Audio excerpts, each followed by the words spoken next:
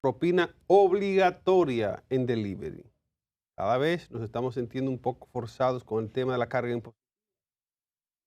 Quiere obligar también a pagar un 10% de propina en los servicios de delivery. Dice que es obligatorio y esto genera controversia entre consumidores y plataformas digitales sobre la aplicación de esta normativa en pedidos a domicilio. La Dirección General de Impuestos Internos confirmó que el 10% de propina legal aplica también para entregas a domicilio, no solo en consumo presencial. Esta interpretación surge tras consultas de usuarios que cuestionan si deberían pagar propina adicional al delivery en plataformas como Uber Eats o Pedidos Ya. Las plataformas de delivery cobran, señores, comisiones desde ya por el servicio que van desde un 15 a un 25%. A esto ahora se le va a sumar este 10% del que estamos hablando. Esto sería como propina obligatoria. Hay un dicho por ahí que dice que obligado todo se puede. No sé si Freddy dice esa frase. Obligado todo se puede. Entonces, em, esto, esto trae situaciones con la gente porque a la gente le gusta el consenso. Sin embargo, hay quejas. Los consumidores argumentan que ya pagan tarifas elevadas por el servicio de entrega. Esto impacta directamente el bolsillo de la gente, de miles de dominicanos que utilizan los servicios. Ya nosotros estamos, a diferencia de otros tiempos, que la gente se dedicaba, Freddy, a cocinar en su casa todas las comidas. Sí. El marido iba a la casa, su esposa le cocinaba. Hay gente que se le olvidó cocinar. Hay gente, exacto. Entonces ya el trajín, el ajetreo de la ciudad, tiene a muchas personas accediendo a este servicio de comida de pedidos y se está perdiendo esa vieja costumbre. Sin embargo, esto hace que el uso masivo ya de deliveries, por eso vemos en las calles, cada vez que usted va manejando, te pasan 70 motores por un lado y 70 por otro con la canastica detrás de los paquetes de comida.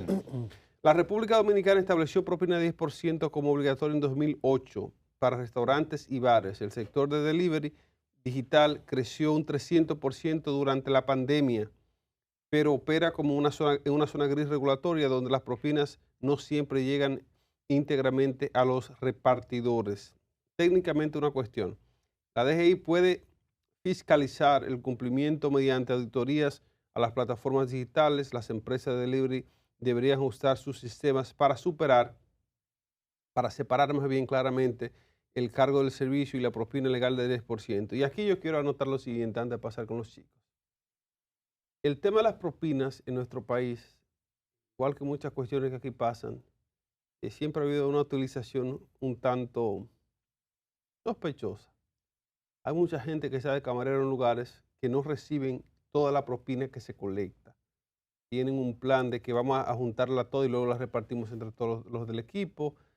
Hay una cuestión turbia de la cantidad que realmente se recibe de propina y de la cantidad que les llega a los meseros, a la gente de los bares y restaurantes. Y no sería extraño que esto también pase con los deliveries de Uber y de Pedidos Ya. Porque son gente que tiene mucha necesidad. Cuando usted accede a tomar un trabajo de delivery de cualquier plataforma, usted tiene una condición económica muy complicada.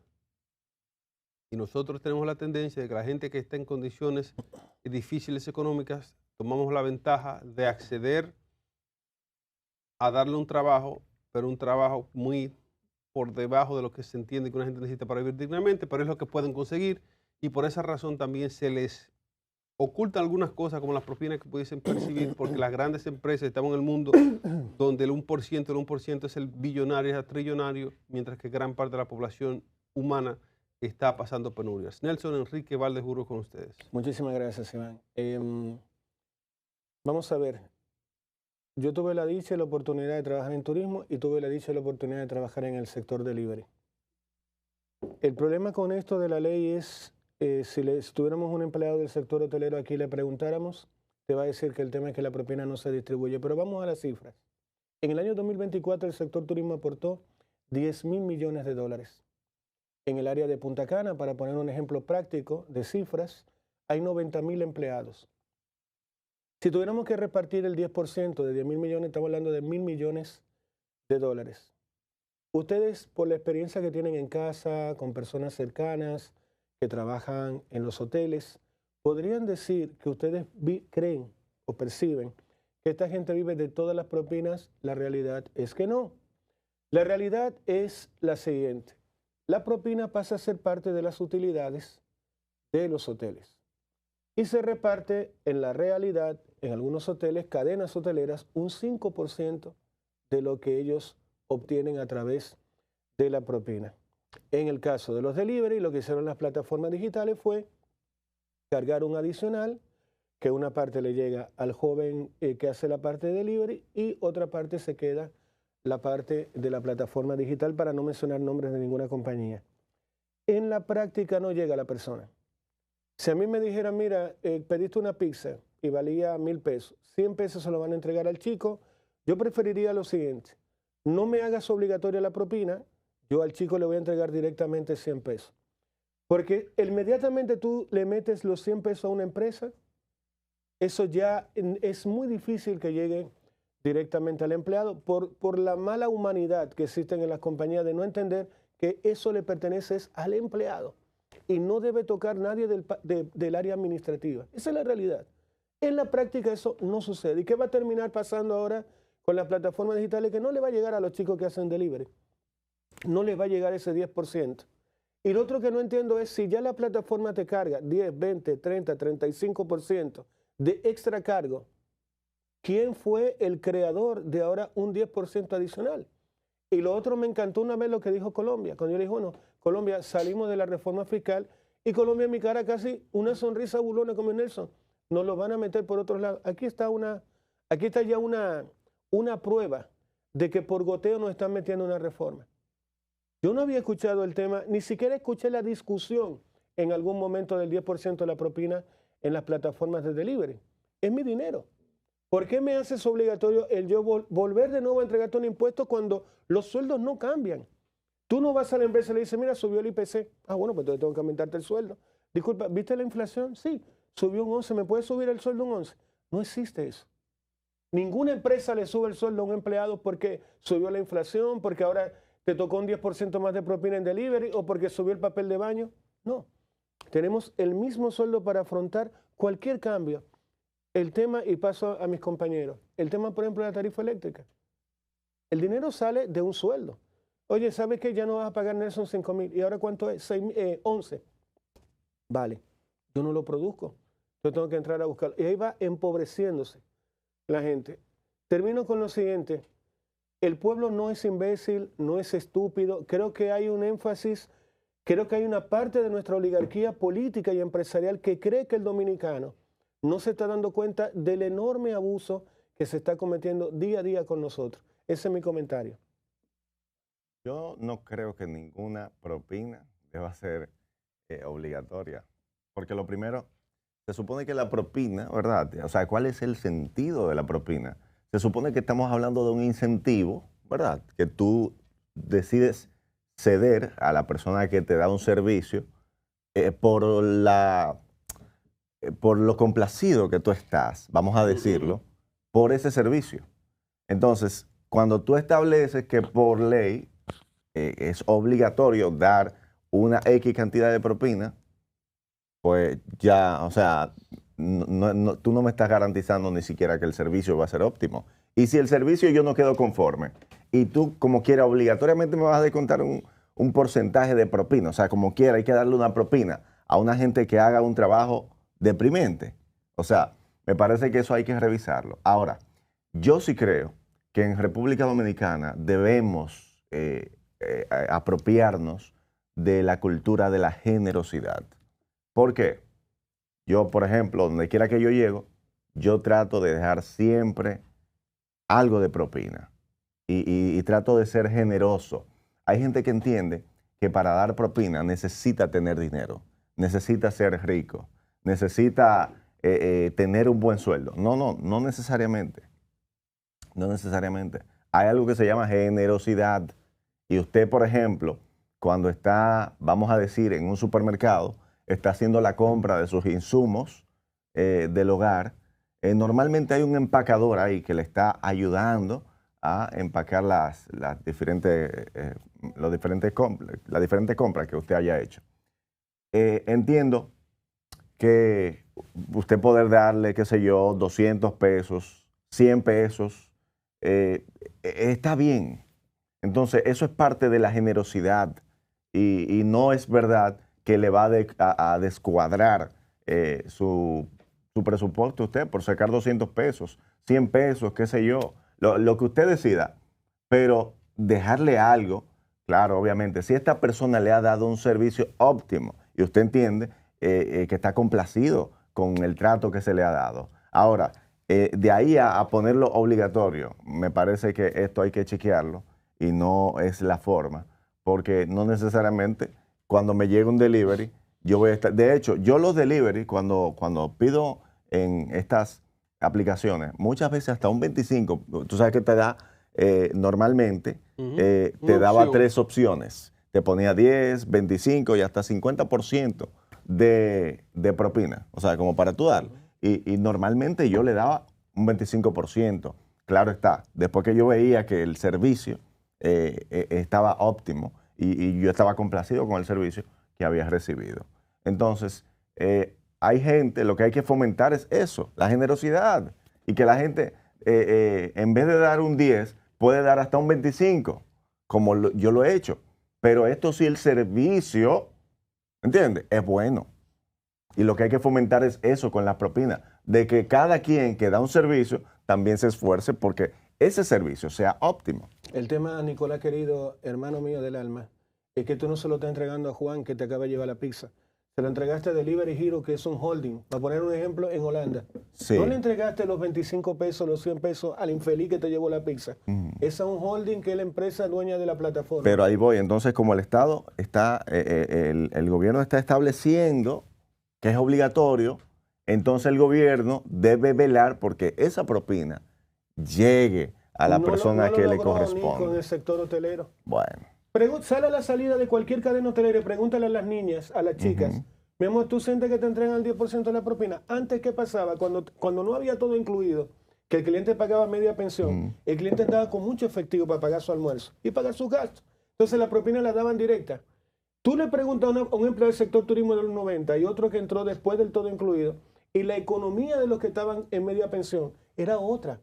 Vivían de la propina, no vivían de su sueldo. Yo te decía, mira, te vienes conmigo a trabajar a la cadena Barceló y te voy a pagar $100 de sueldo, tú te matabas, porque además te voy a pagar el alojamiento. Sí, exacto. Pero todo eso cambió, y aparte cuando es la empresa que recibe el total del dinero, es muy complicado que te digan, mira, entró esto de propina, no hay transparencia, eso es lo que te digo, lamentablemente.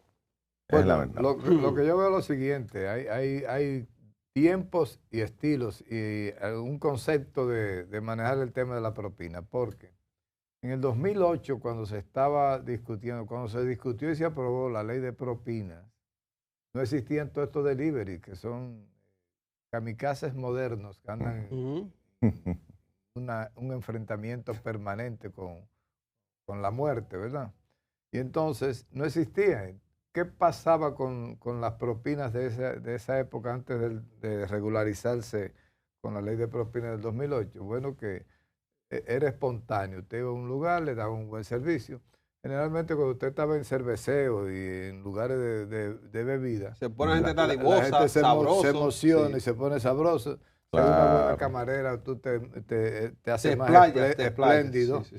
Sin embargo, cuando... Es más, de la pandemia para acá es que el delivery ha alcanzado categoría de un subsector del turismo, porque también pasaba que a las personas que cobraban la ley de propina, usted tenía que dejar el 10% de propina y el 18% de ITEVIS. Usted en cada cuenta usted está dejando un 28%, que es casi una tercera parte de lo que usted ha consumido. Y entonces usted dice, bueno, dejé 276 pesos de propina para Iván, pero resulta que esa propina no llegaba a Iván nunca, porque sencillamente el dueño del establecimiento confiscaba toda esa propina y lo anexaba a un ingreso, que era un ingreso por beneficio. Así es. Entonces, realmente hay ahora la desgracia de si usted tiene... la posibilidad de coger esas propinas y hacerla útil para el que de verdad hizo el servicio, o sencillamente usted juega con Así es, y históricamente ha sido injusto lo que ha pasado. Y mire, tenemos que pasar al siguiente tema y tiene que ver con impuestos también. Pero esta vez hablamos de la empresa Grupo GBC, que paga más de 1.500 millones en impuestos a República Dominicana.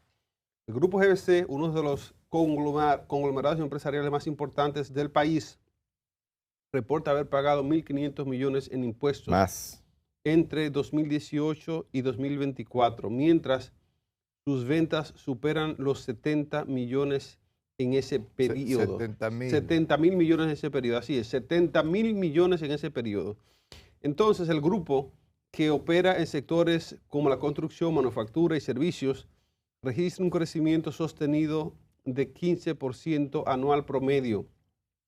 Los 1.500 millones en impuestos representan su contribución al fisco en 7 años de operaciones. GBC destaca su cumplimiento tributario y generación de más de 5.000 empleos directos. La empresa enfatiza su rol como contribuyente responsable en medio de debates nacionales sobre evasión fiscal en el sector empresarial dominicano.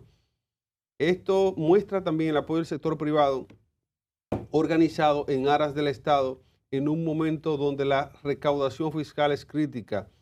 Contrasta con la evasión estimada de 200.000 millones anuales según datos de la Dirección General de Impuestos Internos, evidenciando la brecha entre empresas formales e informales. Y lo ponemos en contexto. República Dominicana enfrenta desafíos de recaudación tributaria por una presión fiscal de 13.7% del PIB, una de las más bajas en América Latina. El gobierno impulsa reformas para ampliar la base tributaria y reducir la evasión que alcanza un 50% en algunos sectores importantes de la sociedad. Y aquí vienen respuestas en este artículo que les compartimos de por qué se nos quiere poner un impuesto, incluido ese 10% supuestamente para la propina. Entonces, si hay un gobierno, Freddy, que tiene necesidad tributaria para los bolsillos de ellos, ¿usted cree que para los camareros que ellos están buscando ese 10%? Sí. Una pregunta que hace un televidente, ¿verdad? Una pregunta tonta. Una pregunta tonta, pero la tonta es la que no se hace. La contundente. Así es. Mire, entonces, en este sentido, República Dominicana, el gasto al que ha incurrido, y no solo el gasto, porque si usted gastó o usted invirtió y tiene el país nítido, carreteras, escuelas, salud, todo está nítido, bueno, los cuartos se gastaron ahí. Pero si lo que tenemos es una lista de improperios y de robos y saqueos al Estado, inmediatamente la población se irrita. Y aunque ustedes digan que es obligatorio el pago de estos temas de libres, la gente se quilla, señor, la gente se pone así como la maestra, la gente se pone así. Engreñado. La gente se engreña. Entonces, cuando pasa eso, la población no resiste que le impongan cargas impositivas, valga la cacofonía ahí, de que le impongan un impuesto, de que le impongan una carga a pagar obligatoriamente porque sí. ¿Por qué hay que pagarlo? Porque nosotros estamos gastando un dinero que no vemos dónde es, porque se han robado un dinero, entonces tienen que pagar ustedes porque están robando mucho y tenemos que conseguir dinero. Nelson Enrique Valdés Burgos. Iván, muchas gracias. Chicos, escuchen estas cifras. De cada 100 pesos dominicanos, en el caso del ITEVIS, que debería recaudar el gobierno dominicano, solo recauda 34. Esa es la foto rapidita, pero vamos a algo mucho más potente. En el caso del ISR, es un 62% de evasión. Cuando tuvimos a Maguín acá, yo le pregunté a Maguín, pero entonces, ¿qué sentido tiene la reforma fiscal si ustedes ya saben quiénes evaden? Sí, lo que pasa es que aquí nosotros, por eso me tomo el atrevimiento de decirlo, no hay forma de que podamos aceptar una reforma fiscal cuando sabemos quién evade. Yo sé que Nicolás, de 100 pesos que recibe, solo me paga 34 y me debería pagar 100. Entonces yo debería ir donde Nicolás. Nico, tú me debes 70 y tantos pesos, me debes 60, me debes lo que sea. El tema es que Nicolás no paga. Y cuando hablo de esto, ahora le doy el promedio nacional. 54% de las empresas en República Dominicana no pagan los impuestos que tienen que pagar. Y buscan todas las formas del planeta para no pagarlo. Ese es el problemazo que tenemos en República Dominicana. Y termino mi comentario para que ustedes vean más o menos lo mal que estamos. A nivel de lo que es Producto Interno Bruto, normalmente en la región se acumula o se puede recaudar un 21,4%. En el caso de Dominicana es un 16%. Entonces, esa brecha es la que se llena con préstamos y préstamos y préstamos, más el tema del gasto. Pero bueno, tendríamos que dar un programa largo, pero es cierto lo que decía Iván, que aquí no se paga impuestos. Nicolás Castillo. Sí, bueno, definitivamente.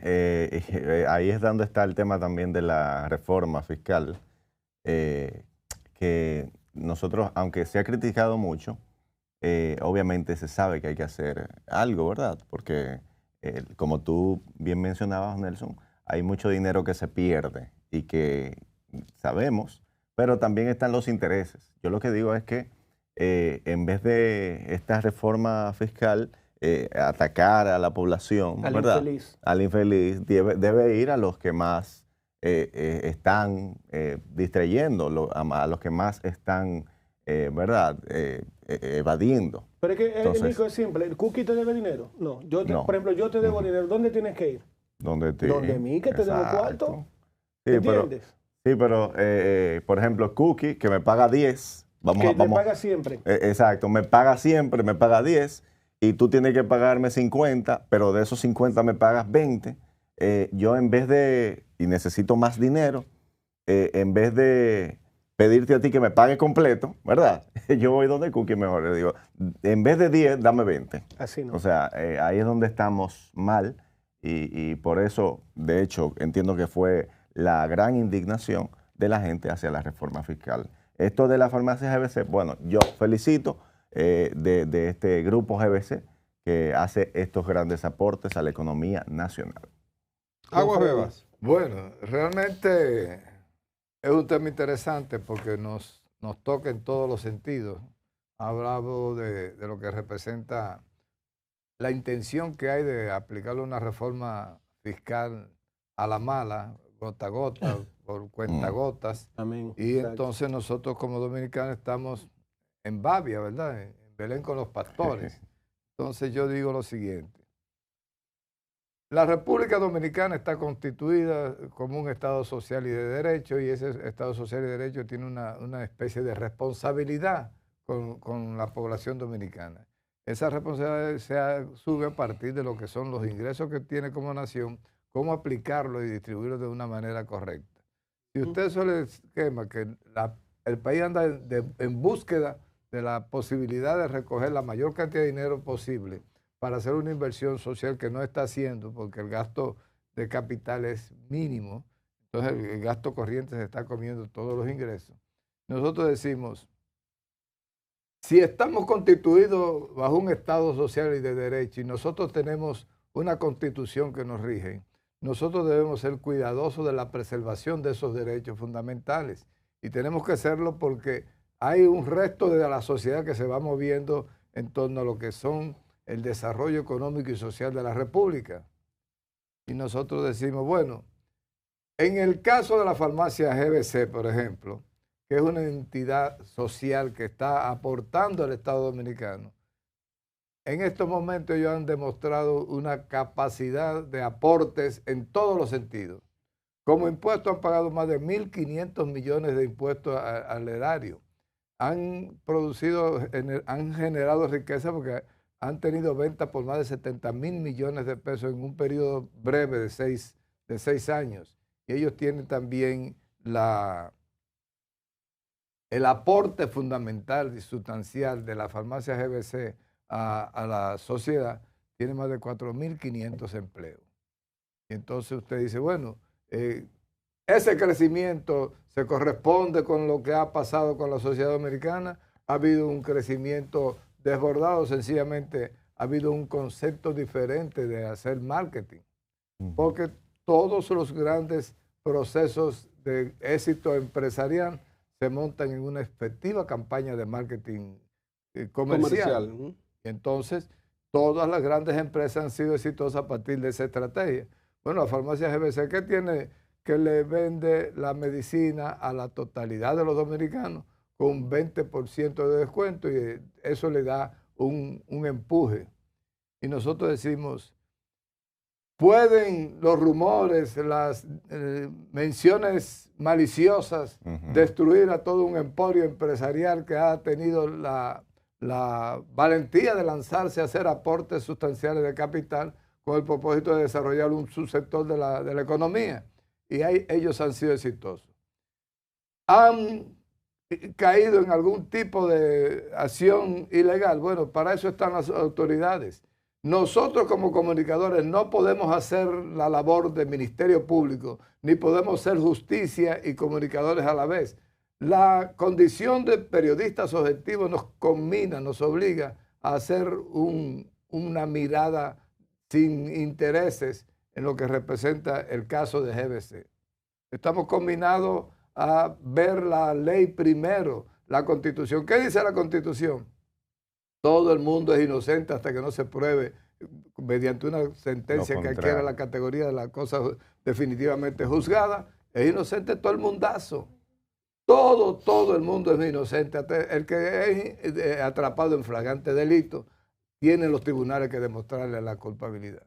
Entonces, nosotros corremos el riesgo de estar sometiendo a una entidad empresarial que tiene una responsabilidad social corporativa altísima. Porque si usted ve la cantidad de aportes que hace GBC, la cantidad de aportes, son aportes que son importantes para cada una de esas instituciones que lo reciben. Así es. Entonces, si hay una entidad que está creciendo, maravilloso, deberíamos auspiciar que 100 entidades repitan los éxitos y los criterios mercadológicos con que se ha manejado este sector empresarial.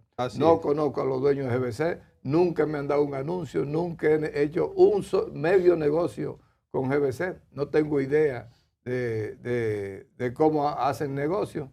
Sin embargo, hay una constitución que hay que defender. A puño y espada, porque si lo defendemos para una cosa, tenemos que defenderlo para la otra. Exacto. No podemos ser legalistas para un tema porque nos conviene y después no. No podemos nosotros estar dictando sentencias desde estos estudios de televisión. Ah, no, esa empresa son unos ladrones. Ahora bien, si en algún momento el Ministerio Público puede probar, mediante un expediente contundente, puede probar los hechos que se puedan imputar, pero ¿tiene usted constancia de que hay algún tipo de acusación en ciernes, que hay constancia de que ya hay un expediente elaborado para nosotros estar haciendo juicios no solo de valor, sino sentencias definitivas? Así es. Porque desde los medios de comunicación se emiten sentencias definitivas porque no hay forma de apelar, de derogar, de anular, de casar una sentencia que emite el medio de comunicación. Así es, mira. Eso se riega y eso se... Entonces, señores, si en algún momento las autoridades prueban algún tipo de delito, somos los primeros. Esta plataforma se ha fajado a pelear contra los corruptos en todos los sentidos y no se le ha permitido a nadie ningún tipo de placer. Sin embargo, que sean los tribunales, señores, que decidan. Claro. Que sean los tribunales los que dicten su sentencia definitiva y no nos abroguemos nosotros de ese derecho que no nos corresponde. Así es, como debe ser. En esta plataforma, como dice Freddy, antes de pasar al siguiente tema, es una plataforma unilateral. Nosotros comunicamos las noticias como son. Lo que pasa, Freddy, es que hay una cuestión que se llama, no es boxear de boxeo, sino vocear. Vocear. El vocear comunicacional, que se está sacando mucho dinero de allí. Pero bueno, el tema que nos compete ahora es del dominicano que pide perdón tras desvivir a su pareja en Carolina del Norte. Recuerden que hablamos de esta noticia y aquí le damos la actualización. Es el ciudadano dominicano que enfrenta cargos por homicidio en Carolina del Norte tras desvivir a su pareja o a una pareja, caso que conmociona a la comunidad dominicana en Estados Unidos y reabre debate sobre violencia y migración. Esto ha pasado en este caso. También el acusado pidió perdón, la información que les decía, ante el tribunal durante su comparecencia inicial. Las víctimas fueron encontradas sin vida en su residencia y las autoridades investigan los motivos del crimen que impacta a la comunidad latina del Estado. El sospechoso, señores, permanece detenido sin derecho de fianza mientras se desarrolla la investigación. Familiares de las víctimas exigen justicia. Organizaciones comunitarias se expresan preocupación y el impacto de casos violentos en la percepción de los inmigrantes dominicanos. Recuerden que hay una reputación que cuidar. Cada vez que nosotros los dominicanos cometemos una cuestión de esta, cada vez que hacemos una parada dominicana y armamos un lío, Nicolás, esto habla mucho de la... No cada vez, pero sí ha pasado. Bueno, cada vez que armamos la reputación con los dominicanos, habemos dominicanos de bien, pero nos vemos representados por cualquiera que agarre un motor allá y empiece a hacer ruido, Nicolás, y a hacer improperios. Nos hace quedar mal a todos. Hay unos puntos... Exportando la mala cultura. Así es, hay unas cuestiones que hay que destacar aquí. Él está detenido, como les dije. La importancia de este caso es la siguiente. Ocurre en un contexto político estadounidense. Recuerden que Estados Unidos está buscando a todos los periquitos para deportar gente. Hasta los que son ciudadanos que son de ascendencia de otro país se lo quieren sacar, aunque hayan nacido en Estados Unidos. Si usted tiene culturas raras, quieren sacarlo como de lugar. Entonces, estos actos violentos protagonizados por inmigrantes son utilizados para justificar las políticas restrictivas y de cierta forma, no diríamos etnófobas, sino son xenófobas de otras etnias que están en Estados Unidos y preocupa a los inmigrantes allá. Entonces, técnicamente decimos lo siguiente: el proceso judicial podría extenderse meses en Carolina del Norte si no se aplica una pena que no se aplica una pena de muerte desde el 2006. Recuerden que dijimos eso en el programa de ayer, creo que fue. Entonces, este caso es tan estridente que muchos están clamando a que se retome el tema de la pena de muerte, y esto es de esta persona ser declarada culpable de homicidio, se estaría considerando este tipo de pena. Los aportes de los chicos en la mesa. Mira, muchas gracias, Iván. Yo creo que hay una cosa que tenemos que irnos, y es el tema de la ignorancia, la brutalidad, la falta de educación. Lamentablemente, nos gusta o no, trae violencia. Una persona que lee es una persona pacífica. Una persona que se dedica, no sé, a incentivar la parte intelectual de su espíritu, de su alma, es una persona más pacífica. El conocimiento te hace más tolerante ante una situación complicada o que involucre emociones o que involucre un análisis rápido de la situación. El conocimiento me va a dar a mí la fórmula de cómo accionar ante algo que me cause algún tipo de enojo o que me cause algún tipo de crispación. ¿El dominicano de hoy es más violento que el dominicano de ayer? Yo creo que sí. Si nos vamos a lo que decía ayer Colombia, cuando decía, qué felices éramos con lo simple. ¿Cuánto ha aportado este dispositivo a que hoy seamos más violentos? Calcularlo sería difícil. Ahora, ¿cuánto ha aportado hoy a que seamos más violentos la banalidad? También va a ser difícil calcular eso. Lo que sí yo puedo llevar a la mesa como tema es que yo creo que cuando tú lees mucho, y la Biblia habla justamente de eso, y las religiones, cuando tú has leído la palabra, por ejemplo, tú tienes un conocimiento previo de lo que es el pecado. ¿Qué es un pecado? ¿Qué es un crimen? ¿Qué es? ¿De qué manera tú tienes que dirigirte al prójimo? ¿De qué manera tú tienes que accionar ante un problema? ¿Qué es importante que el otro perciba de ti? Yo les voy a poner un ejemplo de lo que es la reputación. Nosotros perdimos la visa para ir a Chile porque empezaron a haber tratas de blancas para allá. Empezaron la gente a enviar prostitutas. En el caso de Argentina, nos quitaron la visa en Argentina. En el caso de Chile, nos quitaron la visa con Chile. En el caso de España, fue por el tema de trata de blancas que nos quitaron la visa. Dice, pero wow, mira qué simple, cómo la reputación, es decir, quitémosles la visa. Y simple, punto. En el caso de Chile fue en un evento que hubo en un pasillo, que no, mira, que lo que pasa es que es dominicana, pues quitémosle la visa. Y se cree que quien lo postuló la idea de quitarnos la visa fue un dominicano, un embajador que estaba allá. Vaya. Debería investigar el nombre. Lo estoy averiguando. Ese es el impacto de lo que es la reputación. Lo que yo haga en este programa impacta al resto, a la plataforma, impacta la oportunidad que me dio Colombia Alcántara, impacta a todos. Lo que yo hago fuera incluso del canal afecta la reputación de esta plataforma. Eso es reputación. Y nosotros no hemos entendido eso. Tampoco lo hemos entendido como Estado. Tú dices, ahora Nelson, sucedió de un dominicano que se fue fuera. Tú sabes que yo tengo una impresión de que el dominicano que se va para los Estados Unidos, fuera del romanticismo que le quieren poner, es un exiliado económico. ¿Tú crees que una persona que está en las terrenas, así, mira, tú le dices, vámonos a Massachusetts a coger frío, vámonos, mi amor, vámonos, yo te acompaño? Te va a decir que no, te va a decir, disculpa, ¿te falta un tornillo? ¿Eres loca? No. ¿Por qué vamos a sacar nieve con una pala? Por gusto. Entramos a una factoría a las 4:30 de la mañana a timbrar un ticket porque nos encantan los Estados Unidos. Yo creo que no. Somos exiliados económicos. Vamos y aguantamos gritos xenófobos en Sudamérica, negro de esto, negro lo otro, por gusto. Por supuesto que no. Es porque aquí no encontramos en algún momento de la vida o la oportunidad o la felicidad. Y la encontramos allá en Casa del Diablo, en el laberinto de los tornados. Una vaina que cada 7 días te destruye la casa y tú ahí, mira, con un clavo y un martillo. ¿Y por qué no te devuelve a tu país, muchacho? Tú nada más haces así. No puedo. Luego está el tema del miedo al fracaso. Y luego tenemos una educación que tampoco es que tú llegas afuera y tú dices, bueno, con las herramientas que me dio el Liceo Secundario Unión Panamericana yo voy a tirar para adelante. No, porque te falta. Hay ciertas habilidades que no tuviste. Ese es el problemazo. Luego hablábamos de Centus. Centus se paga. Entonces, yo le voy a contar una cosa antes de pasar a Nicolás. Una vez había un español.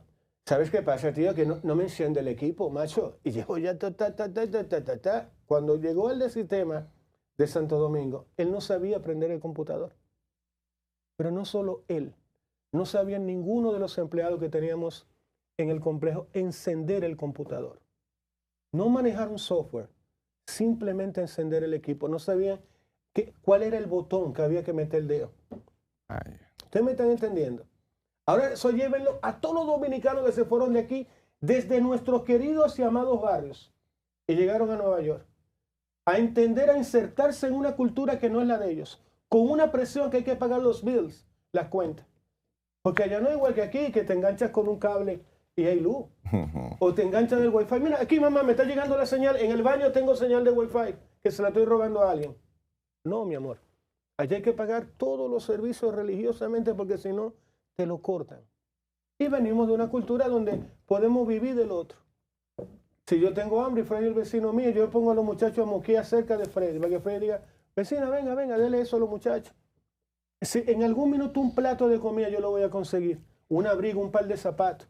Si quizás a Freddy le gustan los muchachos y dice, señor, me fija que los hijos de Nelson están mal. Mira, Nelson le traje eso, sin ofender, ¿no? Pero ahí está, para que le compre una cosita, los zapatos a los muchachos, le lleve una cosa. Somos una cultura muy pobre que ha sufrido mucho, pero es muy solidaria la dominicana. Así es. Entonces, cuando pasa este tipo de eventos, uno tiene que irse, ¿en qué hemos fallado? Yo siempre se lo digo a Iván. Yo siento como Estado, como comunidad, como generación, que le hemos fallado a la dominicana. Nos ha faltado sinceridad, decirnos las cosas con más certeza, con más coherencia, con más dureza, quizás. Esto está mal. Y sentarse y hacerle sentir al otro, mi amor, no es que yo te quiera ofender. Simplemente tenemos que hacer las cosas de mejor manera posible. Nicolás Castillo. Tú sabes que yo vi el video de este joven donde él trataba de explicar lo que había sucedido con su pareja.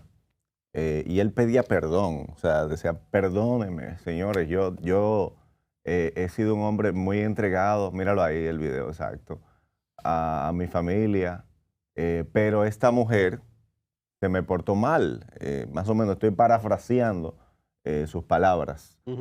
Se me portó mal, me hizo lo mal hecho. Yo era un hombre, he sido un hombre que siempre he trabajado y me he preocupado por mi familia, pero tuvo que acabar con la vida de su pareja. Entonces, es lamentable. Y yo lo primero que me llegaba a la mente viendo el video, porque causa mucho dolor, ¿verdad? Ver a este hombre, lo primero que me llegaba a la mente es, pero, ok, está bien, yo entiendo que ella, vamos a suponer que te fue infiel, pero ¿por qué llegar a acabar con la vida? O sea, hay 800,000 mujeres más. O sea, tú simplemente podías... 1.000 millones. Exacto. Podías dejarla, decirle, mira, lamentablemente me traicionaste, yo no puedo vivir con eso, coge tu camino, que yo voy a coger el mío.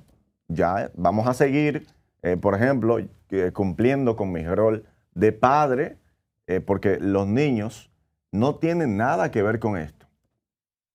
Vamos a seguir, pero sigue tu camino, que yo voy a seguir el mío. Ya.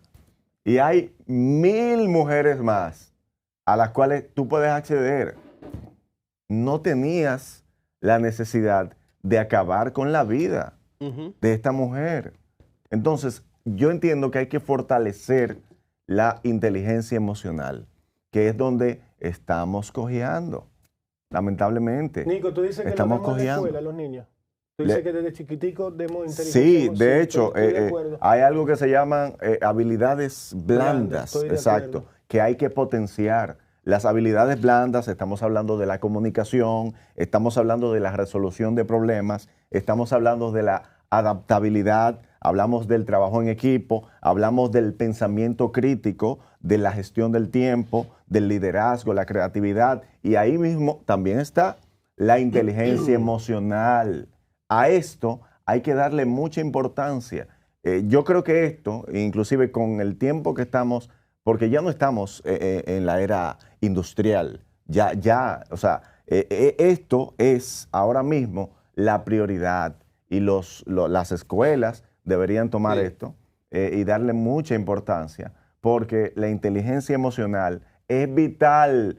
Usted puede ser el mejor técnico, usted puede ser el más talentoso, pero si usted no tiene inteligencia emocional, usted no va a tener éxito, lamentablemente.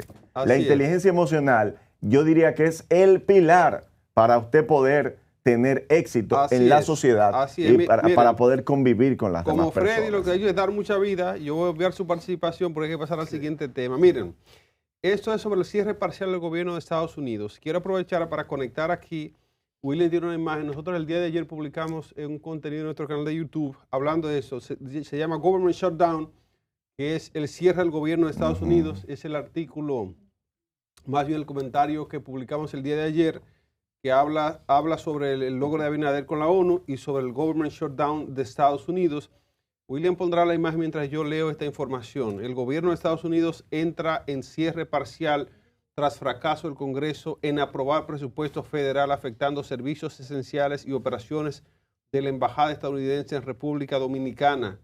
Esto, señores, está dejando sin trabajo a una gran cantidad, a miles y miles de empleados norteamericanos del gobierno porque están reduciendo el gasto estatal. Los datos son los siguientes. El Senado no logró 60 votos necesarios para evitar el shutdown que paraliza agencias federales no esenciales. Aproximadamente 875,000 empleados federales son enviados a casa sin goce de sueldo. Escuchen esto. Mientras otros 1.3 millones trabajan sin garantía de pago inmediato. Esa imagen que ven ahí es el artículo, el comentario que hicimos ayer, está en nuestro canal de YouTube. Soy Iván Yael. Ahí hablamos sobre Abinader y la ONU, lo que logró con Haití, que ya viene gente para acá de la ONU, y del Government Shutdown, US Government Shutdown, así le llaman allá al cierre del gobierno parcial. Continúe con la información. La Embajada de Estados Unidos en Santo Domingo suspende servicios de visas y trámites consulares no urgentes. Vayan viendo, como dice el de las redes, programas de asistencia alimentaria como el SNAP y el WIC enfrentan riesgo de interrupción si el cierre se extiende más de 30 días, afectando a millones de beneficiarios. Esto es importante por lo siguiente. Esto impacta directamente a miles de dominicanos que dependen de trámites consulares para viajar, estudiar o reunificarse con familia. Demuestra la disfuncionalidad del sistema político estadounidense y afecta la confianza en la economía global con posibles repercusiones en mercados internacionales. También este cierre tiene que ver con lo que está pasando con Trump y una polarización muy agresiva que hay en Estados Unidos.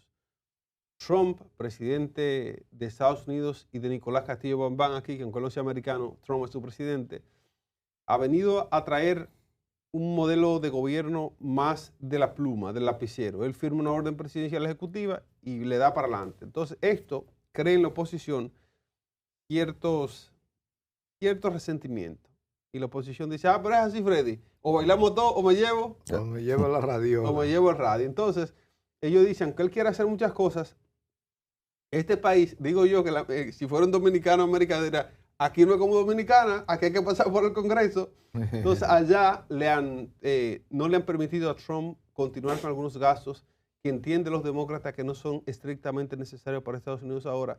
Pero es una forma, es una maniobra política, es una palanca política para tratar de decirle al gobierno republicano ultraderecha de Trump que no todo lo que él quiere lo va a hacer como él quiere porque hay un Congreso en Estados Unidos que aún puede vetar algunas cuestiones importantes. Finalmente, los técnicos, los servicios de seguridad nacional, señores, control de fronteras y Fuerzas Armadas continúan operando. Sin embargo, los empleados federales esenciales trabajan sin pago hasta que se apruebe el presupuesto. Históricamente el Congreso retroactivamente aprueba salarios perdidos, pero no para contratistas. Recuerden, la vez pasada que se cerró, que hubo un government shutdown en Estados Unidos, si mal no recuerdo, fue en 2019 y fue muy traumático. Néstor Enrique Valdés Burgos. Muchas gracias, Iván. Bueno, vamos a explicarle a la gente que nos ve, tanto en Latinoamérica como en el resto del mundo, de qué se trata el cierre del gobierno en los Estados Unidos. Los años fiscales, en el caso de los gobiernos, principalmente en el caso de los Estados Unidos, empieza y termina el 1 de octubre. Al no haberse puesto de acuerdo, digamos, los demócratas y los republicanos sobre el tema de la aprobación de presupuesto, se crea lo que acaba de decir Iván. ¿Por qué no se pusieron de acuerdo antes?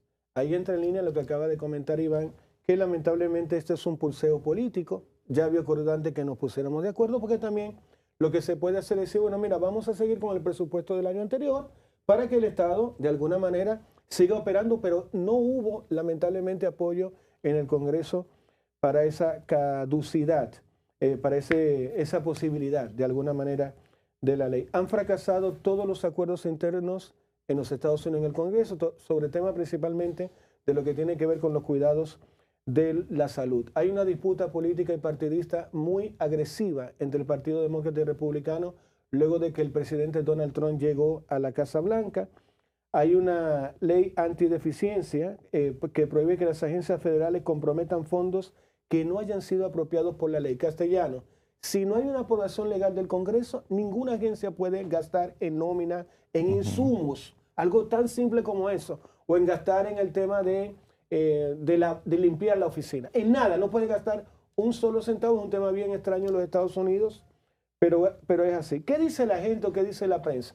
Primero, toda la prensa americana está en contra de Donald Trump. Por lo tanto, han subrayado mucho que Donald Trump no tuvo la capacidad de llegar a acuerdo con el Partido Demócrata. Dice la prensa norteamericana que si el Congreso hubiese llegado a un acuerdo sobre todas las leyes de apropiación antes del 1 de octubre, no hubiese habido la necesidad de esta medida interna. Exige al presidente Donald Trump, de alguna manera, tanto el New York Times como otros diarios, voluntad política de ambas partes para negociar con anticipación y que esto no se vuelva a repetir. También dicen que el presidente Donald Trump no tiene la capacidad emocional para llegar a algún tipo de negociación y compromiso político con los demócratas.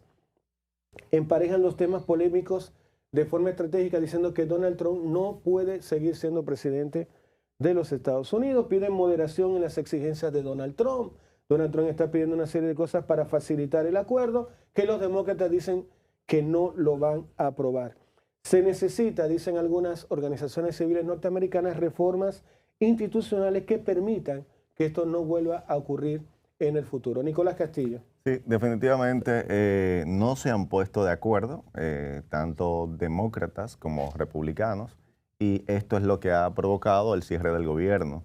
Ahora, esto en cierto modo, Donald Trump lo está viendo como, déjame ver entonces cuál es mi personal esencial y cómo yo puedo entonces limpiar también mi nómina. En cierto modo, es como una forma de cómo Donald Trump está aprovechando esto. El cierre del gobierno, bueno, lamentablemente, al no ponerse de acuerdo, hay un personal esencial que sí sigue trabajando, pero hay otro que lo mandan a su casa porque automáticamente, al no ser un personal esencial, pues esa es la realidad. Tienen que desistir de ellos. El cierre del gobierno norteamericano es un tema interno de ellos. Cualquiera dice, bueno, que se resuelvan. Ellos son blancos y se entienden, decían en Baní en mi época. Son blancos y se entienden. Sin embargo, no es tan sencillo, no es tan simple, porque hay un problema.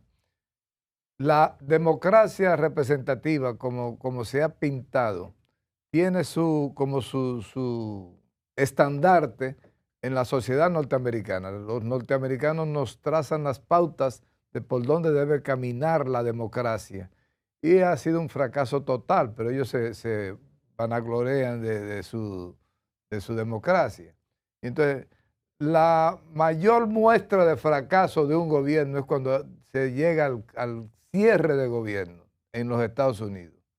Y es el ejemplo del mundo, de la democracia del mundo. Y sin embargo, cuando cierran el gobierno, quiere decir que los poderes fácticos no han sido capaces de ponerse de acuerdo para impulsar su nación hacia el ritmo que debe ser el normal, sencillamente que se sigan las leyes. Y yo digo, la membrana finísima que hay entre un Estado de Derecho, de respeto al derecho y la Constitución, y un Estado dictatorial, es una membrana frágil, es una membrana delgadísima. Y entonces, ¿por qué? Señores, Trump llegó y empezó a tirar 100 decretos en un día. Firma aquí y cámbiale el nombre al Golfo de México, póngale el Golfo de América. Y vamos para Groenlandia, y empezó a tirar decretos, y a tirar decretos, y a tumbar gente.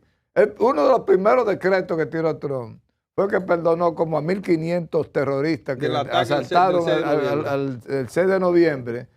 Le firmó el perdón Capitolio. A todos, asesinos, no asesinos, los que mataron, los que no mataron. Todo el mundazo está vivo, suelto. Nicolás, deja que el comunicado. Inmune para de por vida, porque el perdón implica ya que usted de por vida nadie lo puede procesar. Entonces, ese cierre del gobierno es una demostración también de que siguen creciendo los ímpetus dictatoriales del señor Donald Trump, y que va violando preceptos constitucionales norteamericanos. Esa constitución de Estados Unidos tiene 170 años que no se toca por ningún lado. Y resulta que en la constitución Donald Trump juega al palito con ella. Se burla de la constitución norteamericana. Orden ejecutiva. Y lleva las Fuerzas Armadas del Ejército, lo mete en un estado, lo lleva a Chicago, y entonces sencillamente se va. Ese es su trabajo como presidente, el deterioro de la democracia norteamericana la que está en juego. Y cuando colapsa la democracia norteamericana, están colapsando el resto de las democracias de América y del mundo, pues sencillamente son el ejemplo a seguir. ¿Y por qué está colapsando? Porque Donald Trump está violando en la frontera, está violando derechos humanos, asesinando en yolas que van de pescadores venezolanos, asesinando gente a mansalva, y nadie le pone la tapa al pomo. Y entonces usted verá cómo este fracaso de este gobierno, si dura más de un mes, empiezan a colapsar millones de personas afectadas con este cierre del gobierno, por la incapacidad de sentarse a negociar con el Congreso una salida prudente, una salida adecuada y una salida que valga la pena. Ahora yo le pregunto, ¿es la primera vez que vemos un cierre de gobierno? No, pero es la primera vez que se ve en medio de otras muchas señales de institucionalidad violentada, y entonces sencillamente estamos conglomerando una serie de elementos que van a llegar en un momento en el que va a colapsar la sociedad norteamericana y van a colapsar todo eso. Si no se tomaban las medidas que tomó Donald Trump, todas son violatorias de los derechos. Entonces, y de la Constitución. Sí, yo entiendo que son violatorias de la Constitución. Entonces no hablemos de... Hay un la abuso. La última vez que se cerró el gobierno fue por 31 días. O sea que no es la primera vez. Es una nueva mañana.